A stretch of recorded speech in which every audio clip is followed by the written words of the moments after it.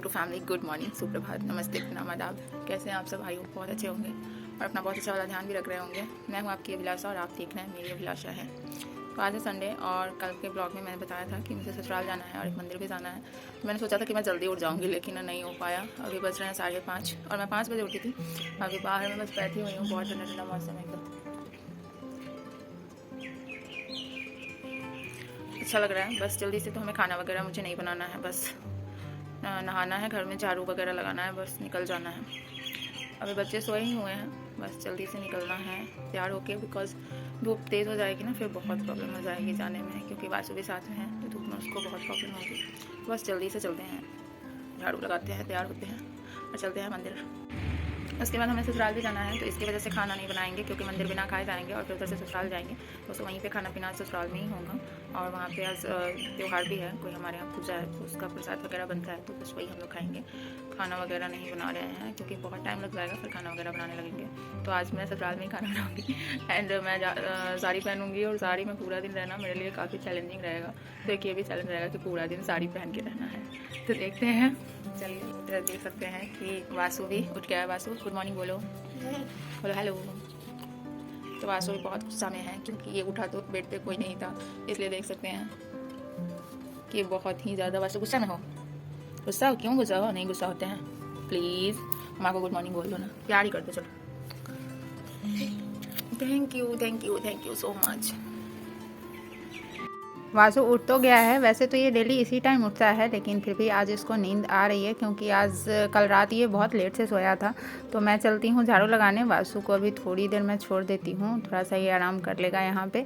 मैं जल्दी से बेड वगैरह अरेंज कर लेती हूँ, जल्दी से घर की सफाई कर लेती हूँ, क्योंकि पता नहीं मैं रात को कब तक लौटूँ, मतलब शाम ज़्यादा देर हो जाएगी, जल्दी नहीं आएंगे, क्योंकि ससुराल जाने के बाद तो मतलब जल्दी से नहीं आ सकते ना, वहाँ से लेट से ही आना होगा, शाम को आएंगे। तो जल्दी जल्दी जो है उसको घर की सफाई कर लेते हैं और बिछावन वगैरह ठीक कर देते हैं। ज़्यादा कुछ नहीं कर रहे हैं घर की सफाई, पोछा वगैरह नहीं लगा रहे हैं आज, क्योंकि बहुत लेट हो जाएगी, फिर घर के कामों में ही लगे रह जाएंगे। और ससुराल में पूजा भी है तो वहाँ पे जल्दी पहुँचना है। तो यहाँ हम मंदिर का पर्दा ना वासु से ही हटवाते हैं। तो वासु अब अच्छे से उठ चुका है और मैं इस रूम में भी झाड़ू लगा लेती हूँ। अभी अंश सोया हुआ है, ये रूम अंश का है और इसमें हम पूजा वगैरह मंदिर हम इसी रूम में रखे हुए हैं, और जो बेड लगा हुआ है इस पर अंश सोता है और इसी रूम में पढ़ाई वगैरह करता है। तो जल्दी से सफाई करके मैं कर लूँगी स्नान, क्योंकि मैं नहाई रहूँगी तो बाकी लोग अपना नहाते रहेंगे। तो यहाँ पे गर्मी बहुत ज़्यादा है, तो मैं साड़ी ज़्यादा पहनती नहीं हूँ, इसलिए मेरे पास साड़ियों के बहुत ही कम कलेक्शन है, लेकिन उसी में से मैं ना कोई हल्का साड़ी ढूंढ रही हूँ ताकि मुझे गर्मी भी ना लगे। तो ये साड़ी बहुत अच्छी है, इसके फैब्रिक बहुत अच्छे हैं, क्योंकि ये बहुत हल्की साड़ी है और देखने में ना बहुत रिच लुक भी देती है एंड गर्मी भी बहुत कम लगेगी, और इसके ब्लाउज़ वगैरह भी बहुत मुलायम है। तो गर्मी में ना चुभने वाले कपड़े जो होते हैं बहुत इरिटेट करते हैं। तो ये साड़ी बहुत अच्छी है। तो मैंने नहा लिया है और मैं रेडी हो गई हूँ। मैंने बहुत दिन बाद इतने अच्छे से साड़ी पहना है एंड मैं रेडी हुई हूँ। तो मेकअप मैंने बहुत ज़्यादा नहीं किया है, लेकिन फिर भी मैं कैसी लग रही हूँ कमेंट करके ज़रूर बताइएगा। तो मैं यहाँ पे रेडी हो गई हूँ, अभी हस्बैंड स्नान कर रहे हैं और टाइम भी लगभग हो ही गया है, 1 घंटे लगभग हो गए हैं।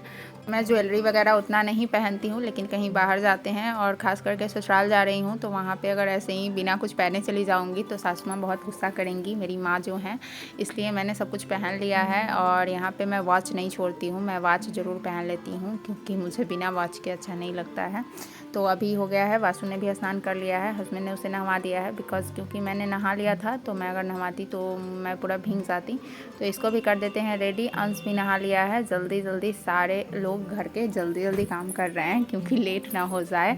तो बस यहाँ पे वासु को कर देते हैं रेडी। और हम वहाँ पे मंदिर में ना, जो मंदिर जा रहे हैं वहाँ पे तीसरी बार हम जा रहे हैं, क्योंकि मेरे मैके का घर जो है वो दूसरे साइड में है और ससुराल का घर जो है वो दूसरे साइड में है। तो मैं इस मंदिर के बारे में नहीं जानती थी, लेकिन बहुत ही भव्य मंदिर है और बिहार का बहुत ही प्रसिद्ध मंदिर में से एक है ये मंदिर। तो पिछली बार हम गए थे जब वासु का मुंडन कराया था वहीं पे, जब ये 2.5 साल का हो गया था, तो पूरे 1 साल होने के बाद 18 अप्रैल को लगभग 1 साल हुए थे। तो मैंने सोचा था कि जब 1 साल हो जाएंगे तो जाऊंगी, लेकिन उस दिन धूप बहुत तेज़ थी और वासु की स्कूल भी खुली हुई थी, इसलिए हम नहीं गए थे। तो आज सोचे हैं कि जाएंगे। तो वासु का तैयार हो गया, वासु ने यहाँ पे पूजा वगैरह भी कर लिया एंड हम सभी ने मिलके पूजा कर लिया घर का, क्योंकि घर से बिना पूजा किए हुए नहीं निकलते हैं। हमारे यहाँ घर का पूजा सबसे पहले करते हैं। तो पूजा हमारा हो गया है ख़त्म और सारे काम ख़त्म करते करते लगभग 7 बज गए हैं, 7 बज ही गए हैं और मैं 5 बजे उठी थी। पूरे 2 घंटे लग गए तैयार होने और जो भी थोड़ा बहुत घर का काम किया उसमें। तो बस अब निकलना है। और जो भी मुजफ्फरपुर के होंगे इस मंदिर के बारे में ज़रूर जानते होंगे, क्योंकि ये बहुत प्रसिद्ध मंदिर है और बहुत भीड़ रहती है वहाँ पे, बहुत ही ज़्यादा पूजा करने का। मतलब अगर थोड़ा सा लेट से जाते हैं ना, इसीलिए मैं सुबह जा रही हूँ कि थोड़े अच्छे से पूजा हो जाएगी। लेकिन अगर थोड़ा भी लेट से जाते हैं ना, पिछली बार मैं इस टाइम तीसरी बार जा रही हूँ। मैं एक बार और बीच में गई थी तो लेट से गई थी ना, इतना भीड़ था कि पूजा करने का मौका ही नहीं मिला। और जब वासु के मुंडन के टाइम गई थी तो अब भी बहुत ही ज़्यादा भीड़ था। तो ये मंदिर भी जहाँ पे मैं अभी रहती हूँ, तो मैं रहती हूँ मुजफ्फरपुर शहर में और वो मंदिर लगभग 40 किलोमीटर दूरी पे है और मेरे ससुराल से ज़्यादा दूर नहीं है, ससुराल के बगल में ही है।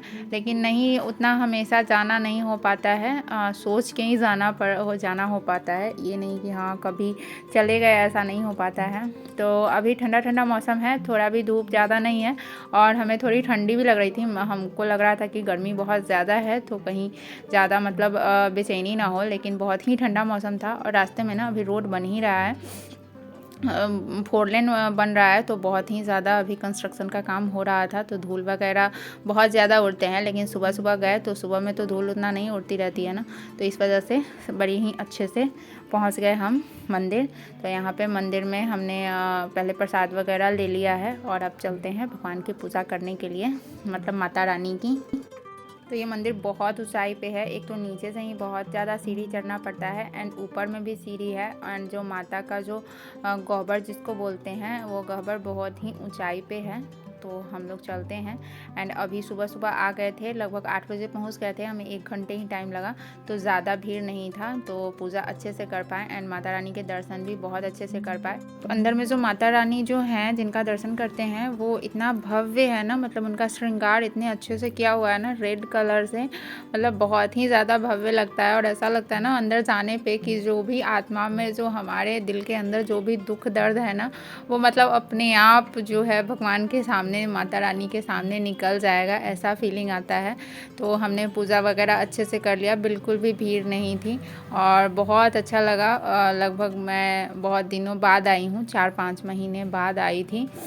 उसके बाद जो मंदिर के चारों ओर 5 बार घूमते हैं तो वो भी मैंने किया और इसमें बच्चों को ना कुछ ज़्यादा ही अच्छा लग रहा था, वासु और अयांश को, वो आगे ही दौड़ दौड़ के कर रहे थे। तो जो भी व्यूअर्स हमारे मुजफ्फरपुर के होंगे और जो कटरा ब्लॉक साइड के होंगे उनको तो इस मंदिर के बारे में मेरे से ज़्यादा ही पता होगा।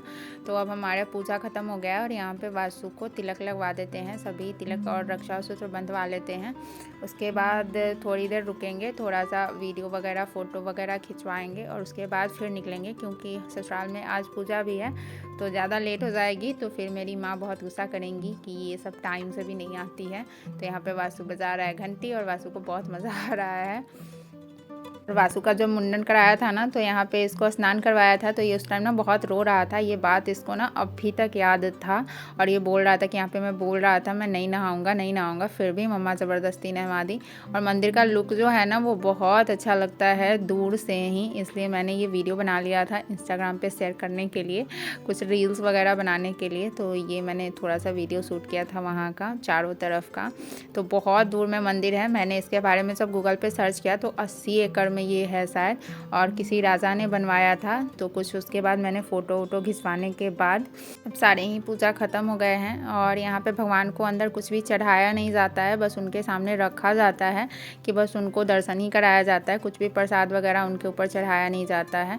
और जो भी चुंदरी वगैरह रहते हैं ना वो बाहर में बांध देते हैं। तो अब हम लोग निकल चुके हैं ससुराल के लिए। तो रास्ते में बहुत ही सुंदर व्यू था, एक तालाब मुझे दिखा जो कि बहुत ही सुंदर था, तो मैंने उसका भी वीडियो बना लिया, बहुत अच्छा लग रहा था। और यहाँ से ना मेरा ससुराल लगभग यहाँ से भी 10-15 किलोमीटर दूर है। तो कुछ है रास्ते, मेरे को उतना पता नहीं है क्योंकि मैं हमेशा आती नहीं हूँ ससुराल, मेरा बहुत कम आना जाना तो होता है। लगभग मैं सब मंथली 1-2 बार ससुराल जाती हूँ। तो ये है मेरे ससुराल का घर।